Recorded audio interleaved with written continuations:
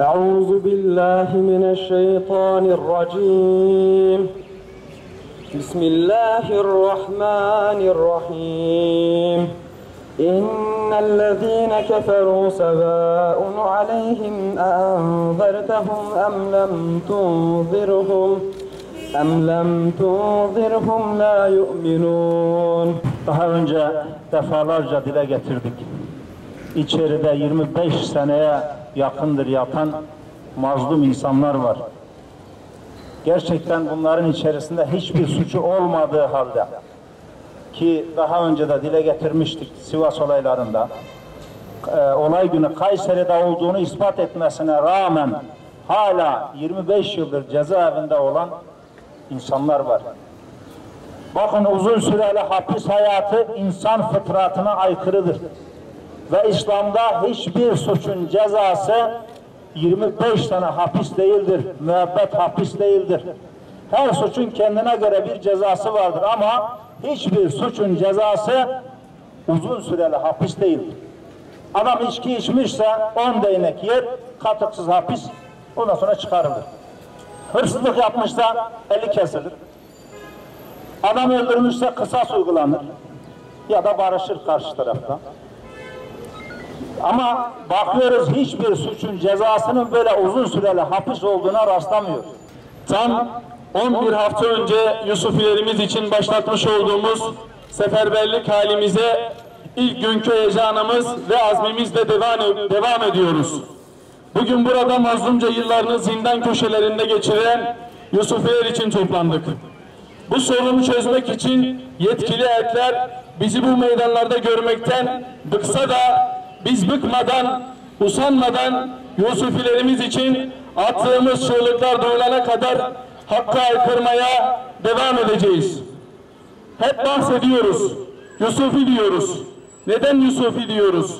Bu insanlar hangi cürümleri işlemişler de cezaevine atılmışlar? Niçin 15-20 yıl hatta daha fazla sürelerde cezaevinde beden çürütüyorlar?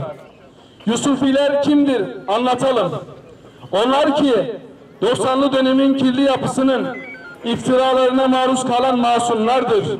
Onlar ki 28 Şubat ve FETÖ yargısının ısmarlama kararlarıyla ceza alan ve hukuksuz bir yargılama sonucu cezaevine atılan Müslümanlardır.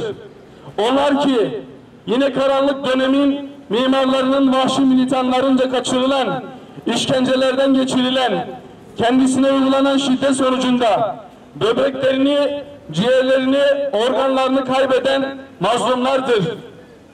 Onlar ki 28 Şubat süreci ve FETÖ yargısı hakim ve savcılarının tamamen hukuksuzca, işkenceyle, zorbaca, kurgulu ve uydurma delillerle 20-25 yıldır cezaevine atılan Yusufilerdir onlar. Soruyoruz, yetmez mi evlatların analarından çeyrek asır uzak kalışı, anaların evlatlarına hasretle dar bekaya göç etmesi yetmez mi diyoruz? Yetmez mi çocukların baba hasretiyle ucu bucağı görünmeyen yolları gözlemesi? Vesayet rejimlerinin, ABD'nin sinsi örgütlenmelerinin kirlettiği devlet hafızasının neden olduğu mağduriyetler neden bir türlü görülemiyor? Yılları yiten mazlumları artık görün yeter.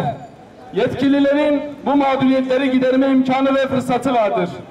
Bu mazlumların görmezden gelinmesinin Allah nezdinde vebali çok büyüktür.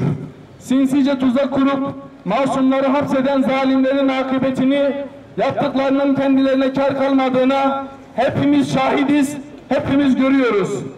Sırça köşklerde beddua edenlere değil, mazlumların ahına dergâh-ı ilahide icabet edildiğine şahitlik ediyoruz.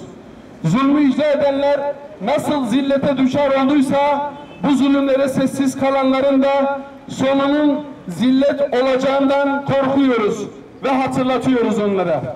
Samimi olarak beslediğimiz hüsnü zan duyumumuzu artık besleyemez hale geldik. Zira senelerce haksız yere cezaevinde ömür geçiren Yusufilerimize karşı kör, sağır ve dilsiz rollerini üstlenmeye devam ederseniz, hayırlı işler yaptığınızda bizden aldığınız duaların yerini artık beddualar alacaktır. Allah rızası için uyarıyoruz. Mazlumun ahiyle Allah arasında perde yoktur. Umursamaz tavrınız devam ettiği müddetçe muhatabınız biz değil, bizzat alemlerin Rabbi olan Allah-u Teala olacaktır. Gelin bu kardeşane uyarımıza dikkate alın ve cebbar olan Allah'ın gazabını üstünüze çekmeyin. Gerekenin yapılması için bir an önce harekete geçin. Artık zulme uğramış kardeşlerinizi görün. Çocuklar karnelerini babalarına zindanda değil, babalarının kucaklarında, dizlerinin dibinde versin, yeter artık. Anneler sırf yıllardır zindanda haksız yere kalan evladı yiyemediği için onun sevdiği yemekleri, tatlıyı yapmayı kendisine yasaklamasın, yeter artık. Bırakın da evlatlar annelerine, çocuklar babalarına kavuşsun, yeter artık. İzin verin, bu mazlumlar zemheri ayları soğuk zindan köşelerinde değil, çocuklarının, eşlerinin, ana babalarının sıcak muhabbetleriyle ısınarak geçirsin evlerinde. Yeter artık. Yani diyoruz ki artık 28 Şubat bir an önce son bulsun diyoruz.